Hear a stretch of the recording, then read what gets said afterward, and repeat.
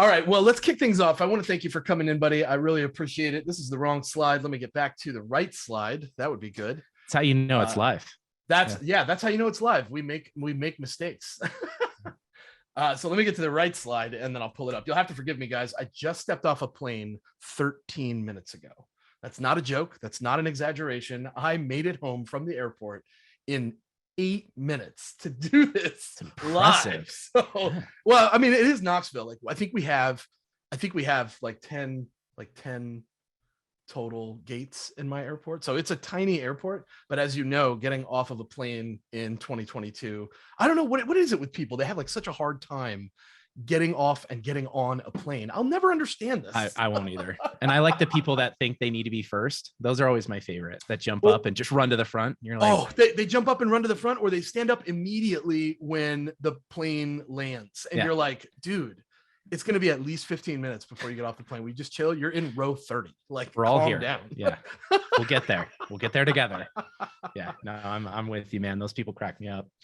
All right. This is the right slide. So we want to give a big thanks to Stratton for being here. That mustache is banging. Let me give a quick shout out to our sponsors, because if it were not for these folks, I would not be able to do this show for you guys. I hope you like the new Sell Better look. These are dope. Shout out to Proposify, Reprise, Chili Piper, Dooley, Sales Loft, Gong, and Ambition.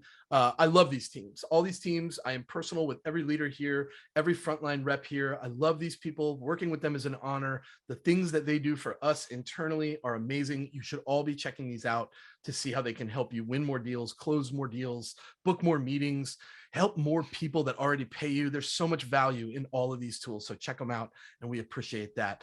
How did last night go? Last night, we did More Social Than SaaS in Austin, Texas. That's right. I went to Austin, Texas for one day. Morgan and I recorded a live session. I hope you guys were able to catch it. It was a dope webinar on 6 indispensable techniques to pull your deal over the finish line. Fantastic session that was live at a real studio. I thought that was so cool. Yes, thank you, Cynthia. I appreciate you coming for that one. It was awesome. So let me give you a little background on Stratton. Stratton started out as an account manager at Wayfair back in 2014 and worked his rear end off to eventually become all the way up the food chain. A year after starting as a rep, Stratton took over the sales team. It only took him a year to get there at Wayfair. By the end of his nearly 5-year tenure there, he was running the whole shebang. He was the senior sales manager, killing the game, inspiring people, giving them techniques and tactics, stuff that we do here internally every day. And now Stratton is director of sales at Toolbox, which is specializing in the discovery, sourcing, and ordering of building materials, changing the construction game. So that's what he does now. I want to know what you were doing before Wayfair. So let's start there. Yeah. And it's kind of an interesting story too. And it's ironic. At a Wayfair, we kind of used it as an example of like how there is an archetype, right, for a salesperson, but sometimes you got to go a little deeper than just what's on the resume. So before I went to Wayfair, I was actually working in North Dakota, just running operating equipment and cleaning up hazmat spills. So like if an oil tanker fell over and they spilled oil, we had to go clean that up. And so look, you get a lot of time to yourself. You get a lot of time to yourself in that situation, sitting in a cab. And I always just wanted to do more. I was like, this is just not what I felt like I was meant to do for the rest of my life. So I really was interested in getting started with a company when I came home, because look, at the end of the day, like, time is priceless. Like, you can't be gone for, months at a time and have a family. It's very tough. It's very tough to balance. So as I came back, did some research on Wayfair and was like, hey, this looks awesome. And I'd done some door-to-door sales before. And so I was like, okay, I've kind of played that game. So hopped in at Wayfair as an account manager and did really well. Really enjoyed it. Had a ton of fun. I was top of the leaderboard. But I've always loved leadership and coaching. So I've been in sports my whole life. And so coaching and leadership has always been a passion of mine. And the two came together, found my calling in sales and living in that world. And then, leveraged my leadership and coaching skills, and the rest is history. And now we're here. So running for those of you that have backgrounds prior to sales, some people quite literally go right into sales at a young age and they stay there forever. But if you're like us, we have different backgrounds. I came from the food industry. So let me know in the chat, what were you doing before you were in sales? You can pick anything you want. You can tell me multiple things if you like. I managed a Taco Bell. That's real shit. Like, I managed an actual Taco Bell, dude. Before I got into sales, that's what I was doing. Hey, I think I'm saying your name right, Gidrius or Gydrius. Bartenders, I think bartenders and restaurant people in general have incredible value as sales professionals because their ability to approach strangers is uncanny. I mean, it's like they're born without that fear of judgment. They approach table after table. Hi, my name's Sarah. I'll be your waitress today. How can I start you off with something to drink? Hi, what can I get you? Thanks for coming in. We have great cocktails today, right? There's like this opener that they have and they get so good at it. So I strongly recommend if you're hiring right now, go poach people from restaurants and bars. James, I used to love interviewing restaurant workers, bartenders, servers. When we were we would actually target. I used to have meetings with my recruiters. I was like, hey, put that in there. Like if they have server, I want to talk to them because exactly what you said, they are so comfortable talking to people and they remember stuff too really well. Yeah. So when you talk about like having a conversation, remembering what to write down after, because we all know that that's super important and something not all salespeople are good at. We just want to have the good conversation. Servers typically are good at like remembering all that like shorthand and putting it in Salesforce and stuff. It's true. And after about a year, they get even better at like not even having to write it down at all and getting it right every time. It's amazing. It's about like tables of 7. And they remember all the little like nuances and the sides and everything. It's crazy the way they do it. So here's my question to you. At what point did you realize, because there's always like a tipping point where like something happens. For me, I closed my first deal really early on and I wasn't even a closer. I was a SDR at the time. And I knew that I was going to do this job no matter where it took me for the rest of my life. I loved the feeling I got from closing a deal, helping somebody change. What's the point that happened to you where you knew this was for you forever? Yeah. And, it wasn't like, I would love to say there was a singular point in time where it was like, it clicked. Right. But for me, it was a little bit more of a slow burn. So like I started in the inbound side at Wayfair, just taking calls. Right. And just placing orders and closing, we had a close rate and whatnot. It was kind of just that inbound model. And I love closing deals. There's nothing better than putting a deal through. Right. So even today, that's my favorite part of the job. Like I get hyped when my reps put in an order. I get way hyped because that's like the best part of it, right? Like we closed it, but it was probably, about a half a year in, I was like, man, I'm pretty good at this and I really enjoy it and build from there. So, there wasn't like an aha moment. There wasn't that singular deal that kind of was like, yep, this is it for the rest of my life. It was just kind of that slow burn of like, I'm pretty good at this. I actually really enjoy it. And then I did some self-assessment, right? And was like, okay, what do I want to do the rest of my life? And I was like, look, I really enjoy sales and I love solving problems too. And I think at the core, sales is solving problems and providing value for your customers, right? And I love doing that. That's like one of my passions is like, I love fixing something. I love solving problems. I love seeing people's face when they're like that. Oh my gosh, that saves me time. I love that idea, right? So that's what I go for. There's often these moments that I think where salespeople dial in a process, a structure that works for them, and they double down on it. You said you gave one that you call the ARC framework when we talked about going on the show, doing this show together. I would really love for our people to hear what that is and what it entails because it works for you and it may work for many of the folks in the room today. Yeah, no, I'd love to share it. And I got a shout out to, I don't know if she's listening around here, but Julie Dunn at Wayfair. I took this from Julie. So this isn't mine, but I've really taken it and I implement it everywhere I go because I love frameworks, right? I love frameworks that give you, the ability to kind of bounce within them. So ARC stands for, and it's overcoming objections, right? So there's tons of overcoming objections, like styles, frameworks. And this one really works for me and resonates with me a lot. So it's called ARC, it's ARC. And what it stands for is acknowledge with empathy, respond with value, and continue with a question. And so to all you salespeople out there, like the biggest thing that I'm going to stress is continue with a question. Questions keep conversations rolling, right? The conversation will end if you don't ask questions. And that's what helps you dig and get the discovery and gets that 80-20 rule where you're talking 20 and you can get your customer really telling you more. And so I can give you an example of that. So a couple common objections that people get, right? So send me an email with information. Like we always get that one, right? Hey, can you send me an email with some information?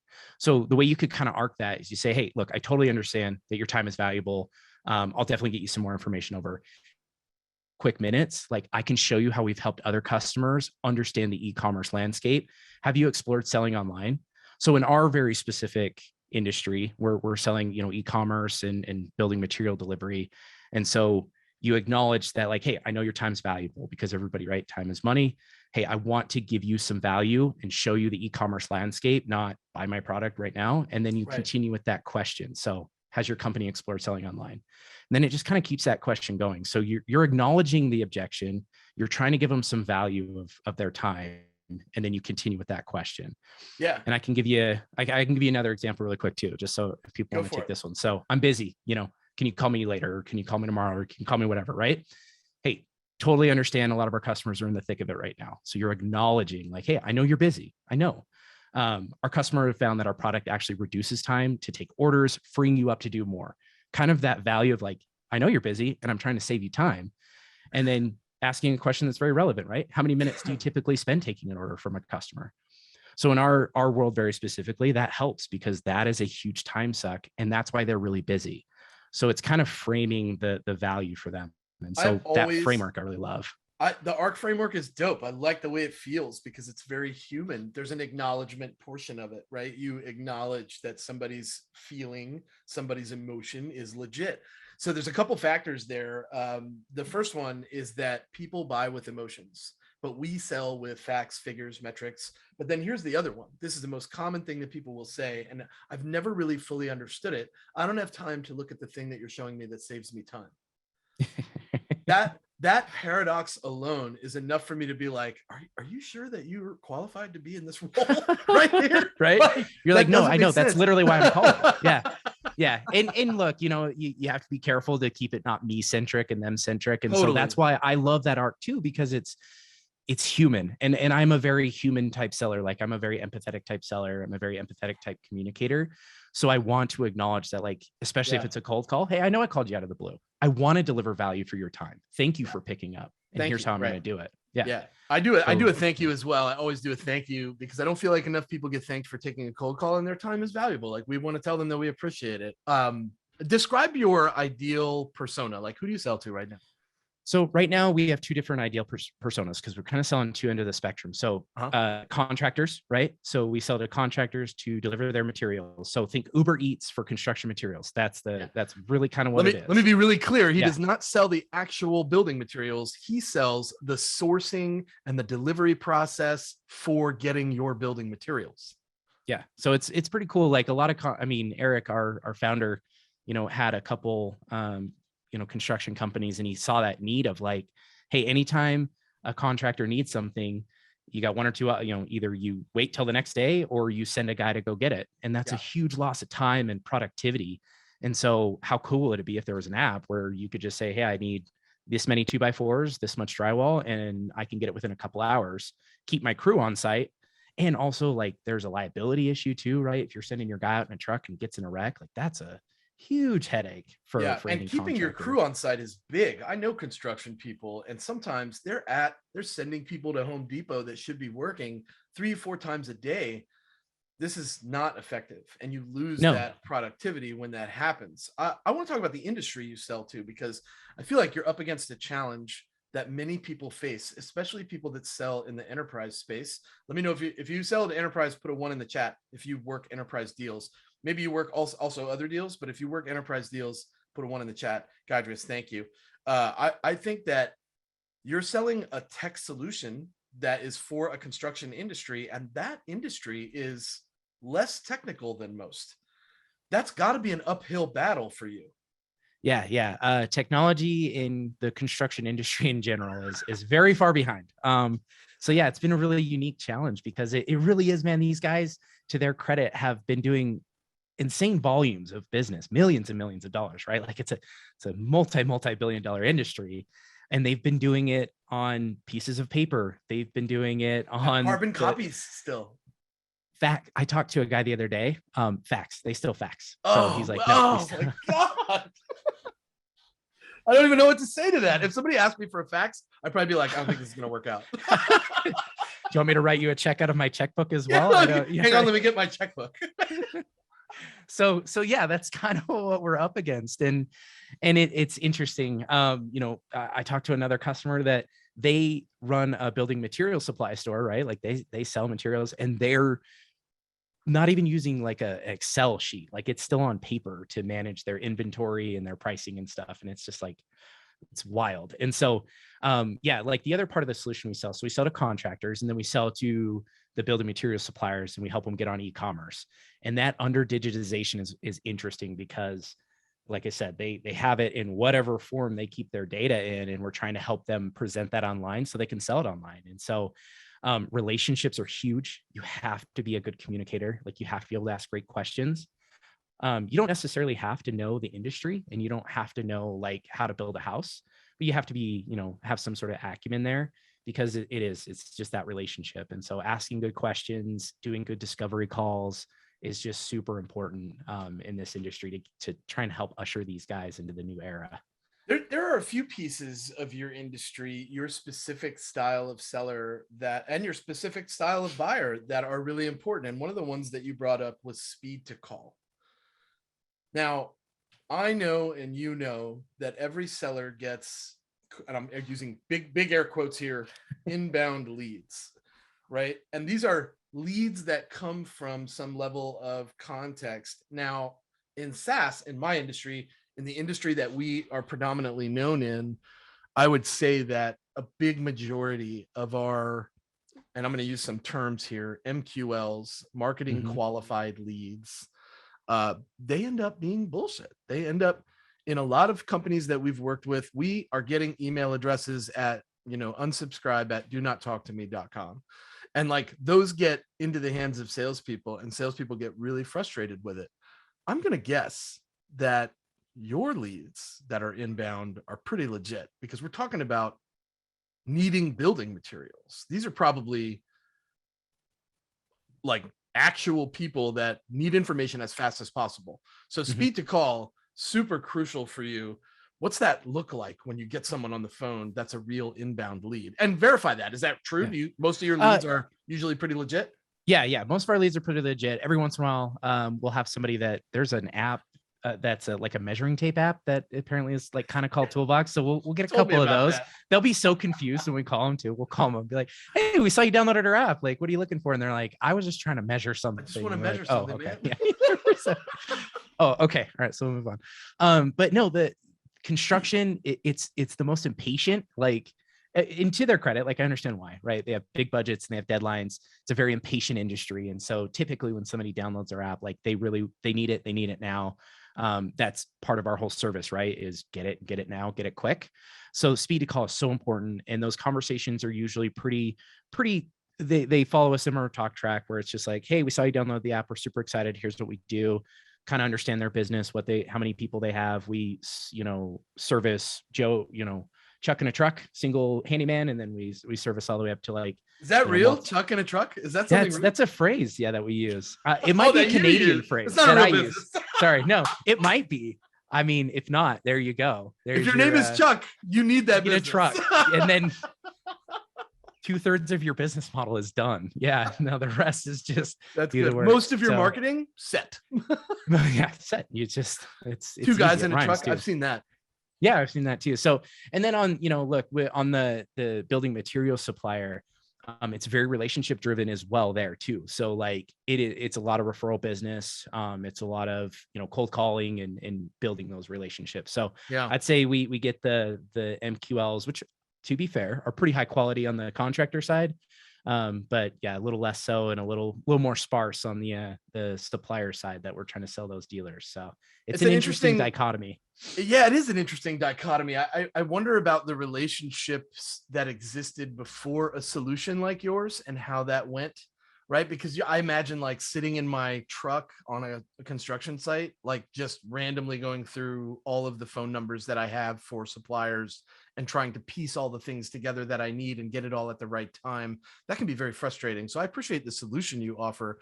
In SaaS, we usually have specific times that we prospect. We have blocked off times on our calendar, sometimes multiple times a day. The leads that end up in your hands, where do they come from? Do you guys do full cycle sales there? Is your whole team, start it and finish it and own it?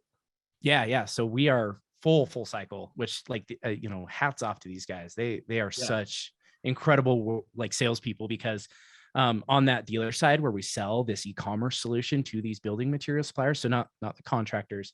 Yeah, they are cold sourcing their leads from I've never heard of Toolbox to signing a contract with us. And so, yeah, there's a lot, and they have to juggle a ton between blocking out time, not only just to call those leads, but source those leads to a certain point, right? So Yeah. they've got to source some of those. They've got to make the calls. They've got to do their disco calls as well. And then they've got to do their demos. And then, everything subsequent in between, emails, conversations, get the right decision makers on the phone. And so they hand it. And then we're even involved in the onboarding process as well right now. So it's really fun to have a small, nimble team that like kind of owns everything, because I know as you scale and you get in these big, SaaS organizations, like there's lots of handoff points, And so that's the predictable revenue model. And it doesn't sound like you are functioning in that way. And I've always found that interesting, right? Because predictable revenue is the SaaS Bible, right? Most software companies have built their business on the predictable revenue model, which predictable revenue will admit that even that model has changed over the years a little bit here and there, because it has to, right? Things don't stay static for long. They become commonplace, and then they have to adapt, evolve, and change. But that's very keep what you kill. And that's a different kind of sales culture, because there's no fear of somebody coming in and like swooping in and taking over a deal that you're working, or like reviving a deal that you worked last year and had a lost opportunity, but then someone else comes in. It doesn't work that way when you're keep what you kill, and that's your mentality, right? What makes a great seller in your industry? There has to be a certain personality type. There is a certain personality type. And I would say, like, this is something that is a little more universal, but here it's got to be drive. Like, you got to have thick skin. You got to be able to push through, because, when you think of the industry as well, some of the stereotypes hold up. A lot of gruff, people that are short and to the point. They're building stuff. They're shipping out to, like, they're busy. So you gotta have drive to be able to push through those objections and push through those hard times, because you might get a lot of them in a row. And then motivation, just being motivated to be competitive, to hit your goals, like understand that there's a lot of unknowns out there. And then the number one thing that I'll say, and this is within, going from my Wayfair days and selling furniture to, interior designers, to what we're doing here at Toolbox and selling to material suppliers, is like, you got to be coachable as a sales rep. So I will take somebody who is coachable in this industry or another. That's one of those things that's universal. So if you're not coachable out there, if you're not taking feedback well, like, that's the number one thing you can do. I'll hire that over skill any day of the week. So I would say those are the really important things. And then you got to be a student of the game, right? If you don't know construction very well, you don't know the industry, you have to be motivated to go learn and at least do a little bit of research, so you can, you can speak the language and talk the talk. So those are the really important things that I would go after, is just that coachability. That was number one. I believe coachability to be the fulcrum of sales success. I think it is the thing that salespeople and their results hinge on. If you're not a coachable person, I don't really care what you're doing for a living. You're probably mediocre at best at it. Yeah. Because the people that want to help you, you're shutting them out. The people that are providing you with examples that you can learn from, you're not paying attention to them. Coachability goes way beyond being able to take critique. It's about being studious and observant and changing as a result of the things that you see working. And that's something that we have to volunteer to do. But acumen is big too. That's probably where the experience comes in, I'd imagine. Yeah, a little bit. And just really quick on that coachability piece, like, to bring it full circle from where we started this conversation of how do you get into sales and stuff. It doesn't matter where you come from. If you are coachable, right? If you're willing to learn and you're willing to be studious and teach, and seek advice and seek that challenge and get that understanding, you're going to be successful. It doesn't matter where you come from. The coachability piece, underlies everything. So, and then, you have to, be able to learn, be willing to learn, and be willing to not just sit back and say, I need to be taught, though, because those are two very different things, and probably make that distinction. There's a difference between saying, I'm willing to learn and I'm sitting here and I'm waiting for it, and I'm willing to learn. So I'm going to go seek it out. I'm going to go read as much as I can. Chase it down. So that's a really important distinction that I would make there, in that coachability piece. In a lot of ways, we look for an aha moment in our prospecting, but in your team, you're actually coaching to these aha moments when you're growing these young sellers, these experienced people that are coming in. How do you go about this? Like, what is the navigation for Stratton on getting somebody to that aha moment? Yeah, it's so, I mean, from a leadership perspective, just to, I guess, start at the basics, like hold your one-on-ones, hold them sacred, make sure that they are about them and their skill. It's that age old thing, right? Everybody's talked about this till they're blue in the face. Don't use your one-on-one times to be, this is my agenda and what I need from you. You'll never get anybody to those aha moments. And then their coachability will actually go down. And those meetings suck for everybody. They suck, man. I hate them too. And like, you have to have them sometimes, like those conversations. But I try so hard to separate and be like, look, your one-on-one is about your skill development. It's about you getting better. So if you're out there too, and your manager's not having those, same thing, seek them out, right? Be like, hey, I want to have this and I want to talk about my skill and things that I want to get better at, if your leader isn't already doing it. But I try really hard to make that a very dedicated time. And so, you practice on a skill. If it's arc is a perfect example. Hey, I want to be better at this. So I get this objection a lot and I don't feel like I have a good answer for it. Cool. Let's arc this out, right? Let's arc this. And so you say, awesome. What's a good A? What's a good R? What's a good C? How can you acknowledge? How can you respond? What's a good question? And so when you have a rep that you really like, that's what gets me excited. You can see I get like pumped about it. Like when you make a plan, you're like, hey, I'm hitting this objection. I don't know how to get past it. All right, let's arc it out. And we arc it. And then the next week they come back and they're like, I did it. Listen to this call. Look how well this went. Like those are the aha moments that I'm looking for.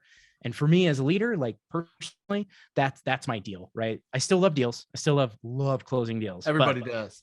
Yeah. Right. Yeah. I think you have to. But that moment when you take an arc or you take something like a skill like that and you really hone in on it, you make a plan, and then you see the fruits of your labor come out. Like that's my favorite. I love that. And for the reps too, it builds that momentum and confidence. What is we have 2 minutes and I want to make sure that everybody knows what is the best way for people to get in touch with you, connect with you, learn from you? Man, LinkedIn, I'm a pretty trying to build that brand, trying to be active on LinkedIn. I check it, a couple times a day. So I love to learn too. Like I said, I am absolutely a student of the game. I love connecting with people and networking. So shoot me a LinkedIn message, check out my posts. That's the best way to get a hold of me right now. I'm going to put Stratton's LinkedIn in the chat so you guys can go and connect with him. Normally I don't do that. He gives a special episode, Stratton. Connect with LinkedIn. I always say no littering, don't litter, right? Yeah. No, don't put your LinkedIn chats in here. But I feel like this is good, right? People want to connect with you.